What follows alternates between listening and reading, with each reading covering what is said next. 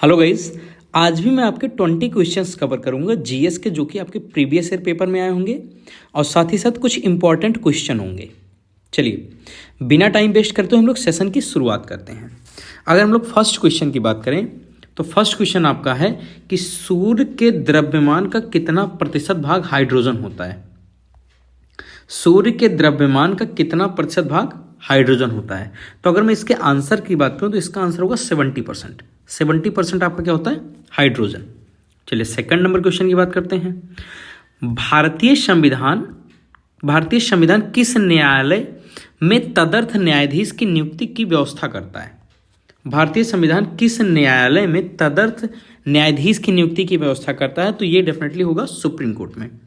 Supreme court में तदर्थ न्यायाधीश की व्यवस्था है और तदर्थ न्यायाधीश की नियुक्ति भी की जाती है। चलिए थर्ड क्वेश्चन की बात करते हैं। आपका थर्ड क्वेश्चन है कि बर्तन बनाने में प्रयुक्त जर्मन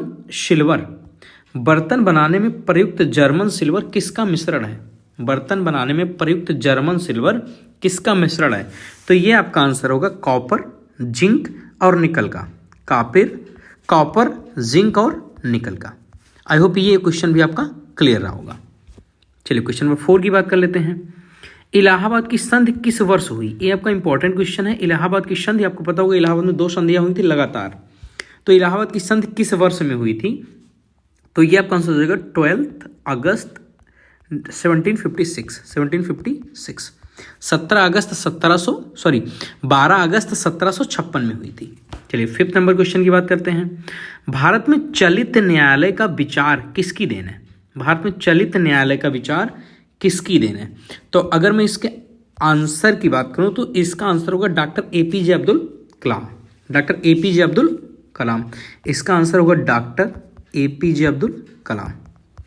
आई होप ये क्वेश्चन भी आपका क्लियर रहा होगा। चलित न्यायालय का विचार डॉक्टर एपीजे अब्दुल कलाम जी ने ही दिया था।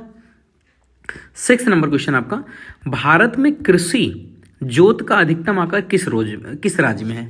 मतलब भारत में कृषि का सबसे अधिक जोत आकार या जोतने वाला आकार किस राज्य में है। तो ये आंसर आपका हो जाएगा राजस्थान। इसका आंसर हो जाएगा राजस्थान। आई होप ये भी क्वेश्चन आपका क्लियर होगा। 7 नंबर की हम लोग बात करते हैं।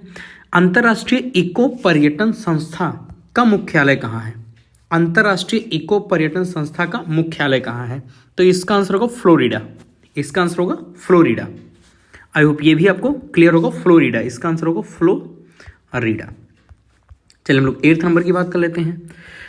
वर्ष 1976 तक आईडीबीआई किस बैंक की अनुषंगी बैंक थी। किस बैंक की अनुषंगी बैंक थी। तो ये हो जाएगा आपका आंसर आरबीआई। किसकी थी ये? आरबीआई की थी।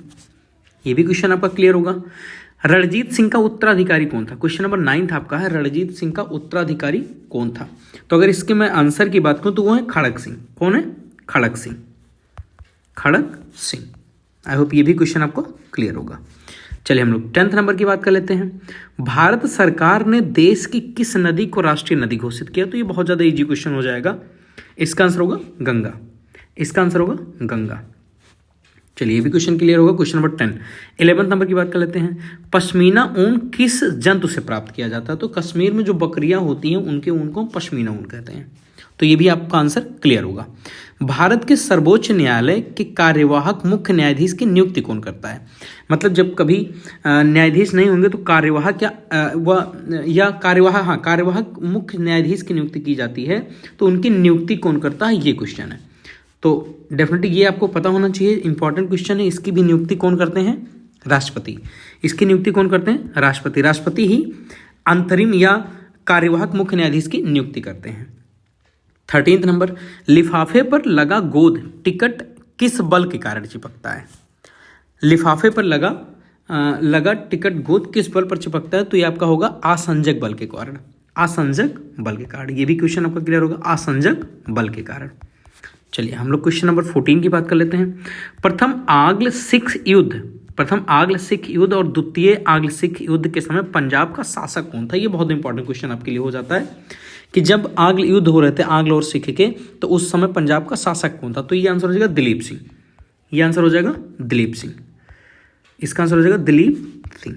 आई होप ये भी आपका क्वेश्चन क्लियर होगा। चलिए हम लोग क्वेश्चन नंबर 15 की बात कर लेते हैं। पाकिस्तान के पूर्व प्रधानमंत्री बेनजीर भुट्टो की हत्या कहाँ हुई थी? बेनजीर भुट्टो की हत्या कहाँ हुई थी? तो इसका आंसर होगा रावलपिंडी। एक प्लेस पड़ता है पाकिस्तान में, उसका नाम रावलपिंडी, वहीं उनकी हत्या कर दी जाती है। चलिए हम लोग 16 नंबर की बात करते हैं। कोच्चि का जुड़वा नगर किसे कहते हैं?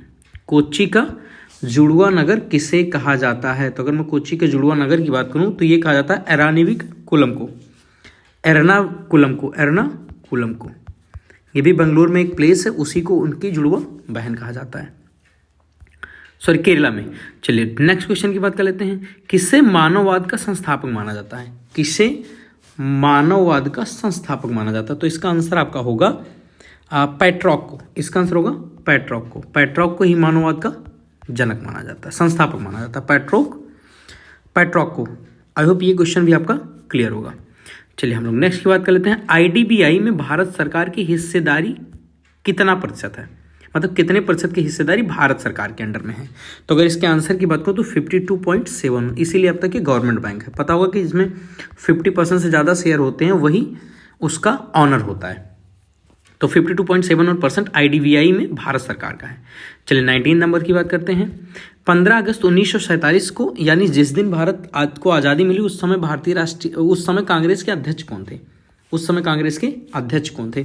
तो ये सिंपल, ये मैंने कई बार आपको डिस्कस किया पिछले अपने 6 लेक्चरों में। तो इसका आंसर होगा जेबी कृपलानी जी, जेबी कृपलानी। आई होप ये क्वेश्चन भी आपको क्लियर होगा। लास्ट क्वेश्चन की बात कर लेते हैं। लास्ट क्वेश्चन आपका है कि सूचना का अधिकार कानून किस वर्ष लागू हुआ?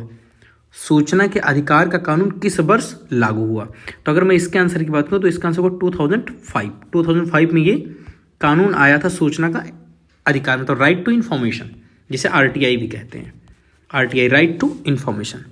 आई होप ये लेक्चर आपको क्लियर रहा होगा, 20 क्वेश्चन आपको समझ में आए होंगे। और डे बाय डे मैं प्रत्येक दिन 20 क्वेश्चन का एक सीरीज चला रहा हूँ, जिसमें प्रत्येक दिन आपको 20 क्वेश्चन जीएस के मिलते हैं, जो कि बहुत ज़्यादा एग्जाम के लिए आपके इंपॉर्टेंट है। तो आई होप आपको समझ में आया होगा। बाकी लेक्चर के लिए जुड़े रहिएगा। Thank you guys.